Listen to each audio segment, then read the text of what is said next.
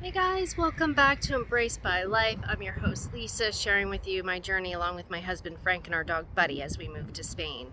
So I'm going to talk today about everything that we've had to do since arriving in Spain to get ourselves geared up for a residency under our non-lucrative visa, which is the NLV visa. So when we arrived in Madrid at the airport, we made sure to get a passport stamp in our passports. So that was pretty simple. And then from there, we realized we probably need to get a phone number in Spain in order to sign up for everything that we need to get our TIE card, which is our residency card here in Spain. And you need to make an appointment for your TIE card within 30 days of arriving in Spain. So that was number one priority.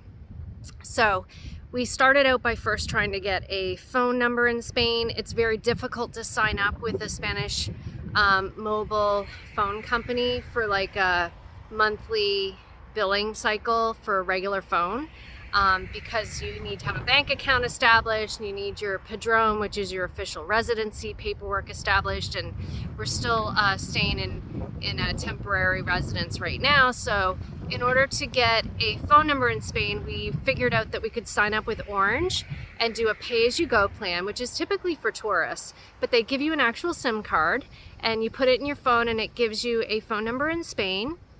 And before leaving Spain, we actually changed our mobile carrier in the US to Tello, and we were able to sign up for a very cheap monthly Tello plan in the US for $7 a month. I think they go as low as $5, but we signed up for a $7 plan to have a little bit of data and texting. And then from there, we did a pay-as-you-go Tello international plan to allow us to have some data and texting internationally using our US phone number. So that's an eSIM through Tello. So we were able to insert the Orange Spain SIM card to give us our Spanish phone numbers and made that primary on our phones. And then the eSIM with Tello is secondary. And so once we had our phone numbers, we were able to then sign up for a digital ID. And so the digital ID is a little bit different from clave. So there's two forms of digital ID here. One is clave and the other is the digital certificate. So what we did was we downloaded the app and we signed up for the digital certificate. And then we did have to go to the local town hall, and they give you instructions on the app as to where you can go to get your passport validated and verified, and your ID basically verified. So we did that. We didn't need to make an appointment. We actually just went down and took a number and waited in line. They did not require our padrón, which is our permanent resident card in terms of where you're living for residency. Now, I may not be explaining all this properly. I'm sure other people have a better sophisticated way of explaining all this stuff, but do some research. Research the padrón. It's basically registering your long-term address with the city that you're living in. But we can't get a padrón yet because we're still in temporary residency in a short-term rental right now. So we were able to get our electronic certificates by showing our passports. We just gave them our temporary address and didn't need the padrón, but we needed a Spanish phone number, so we had that.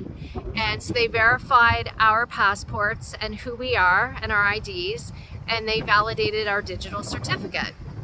From there, we used the digital certificate to sign up for our TIE appointment. So this is all to get this TIE card, and you are required to make an appointment within 30 days of arriving to get your TIE card. You don't need to have the card in your hands within 30 days, but you need to at least make an appointment. It's very hard to get TIE appointments. So for any of you who are doing your research on once you get here to Spain, these appointments are very difficult to get. But if you have the digital certificate, additional appointments will open up in the portal for you to actually make your appointment for your TIE card. So that's what we did, is we went online, and you have to check every day because they literally open up different slots at different times of the day. So we were able to get back-to-back TIE appointments. And when we went into this, it's a Cite Priva website that you go into to sign in to make your appointment for your TIE according to your region. And so when we did that, we clicked on with clave because there's two options, with or without clave, and we clicked with clave.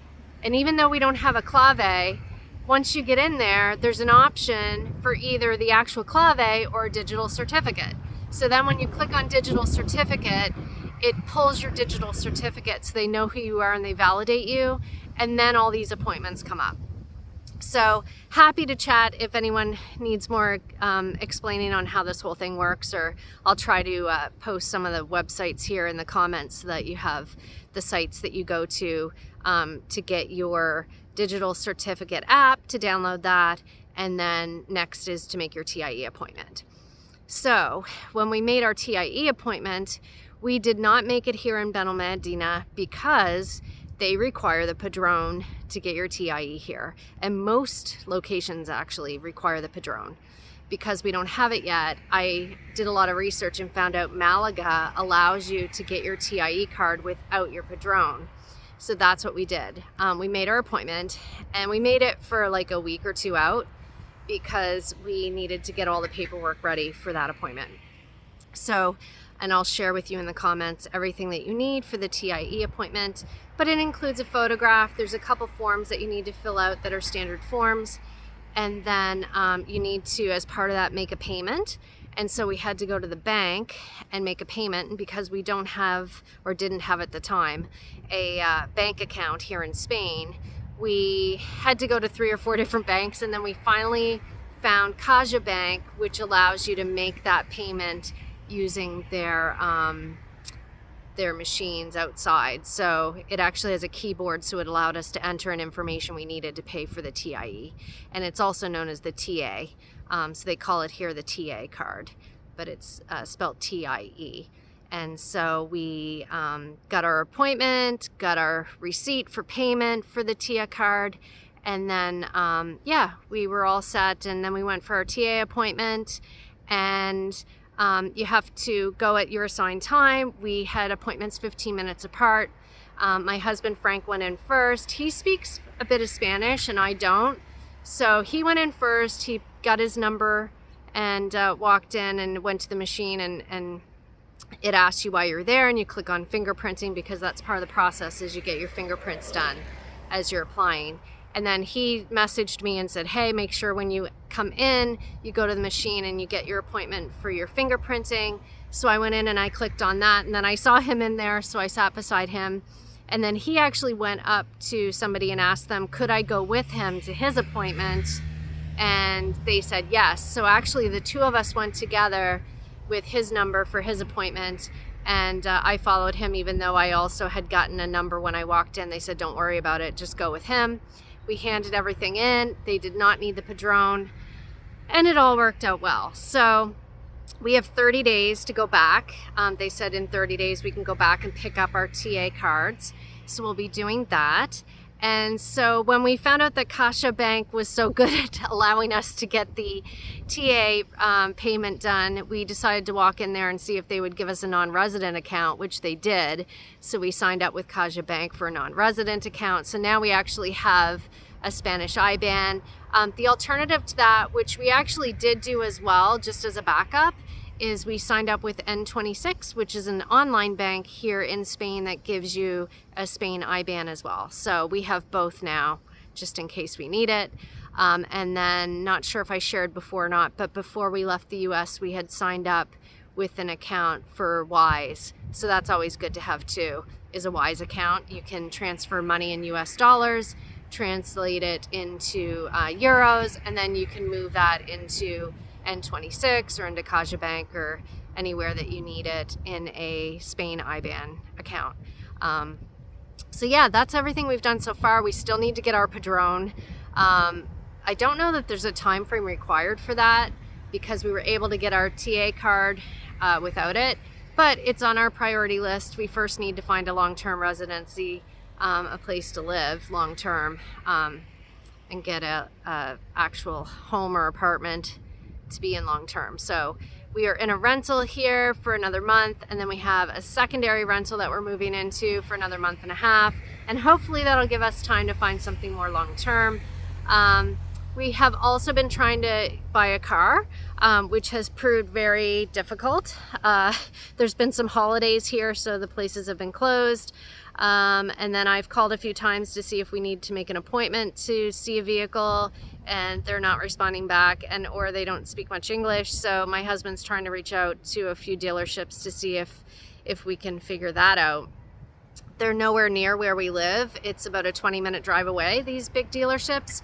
So either we need to take a train and then an Uber, or we need to rent a car and head out there. So we're taking our time with that as we're trying to shop for places to live at this point, is our priority. So, and then we'll figure out the car. All right, so that's our journey. It's pretty complicated. We are learning as we go. If you're not on these NLV Facebook groups, I highly suggest that you get on them, because I share all this information in the Facebook groups, as well as people share with me everything that I'm learning. So all of this that I'm sharing is just what I've learned. I am not an expert. We are figuring this out as we go, but I figured this information would be helpful for those of you moving over under the NLV visa to Spain and trying to find out, what do you do once you get here? Number one, get your phone in place. Number two, get that electronic certificate. Number three, if you can, get your Padrón. And then number four, your TA card. And yeah, and then enjoy Spain. All right, talk to you soon. Bye.